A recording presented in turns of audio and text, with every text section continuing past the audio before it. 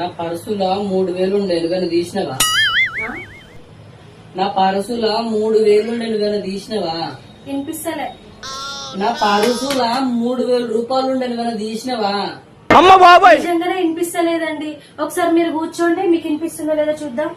అరే ఏంట్రా ఇది?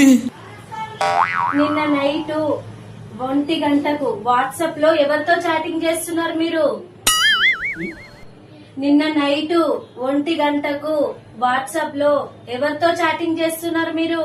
వినిపిస్తలేదే, నిజంగానే వినిపిస్తలేదే. ఈ చేతిలో ఏదో ఉందే, నిజంగానే వినిపిస్తలేదు.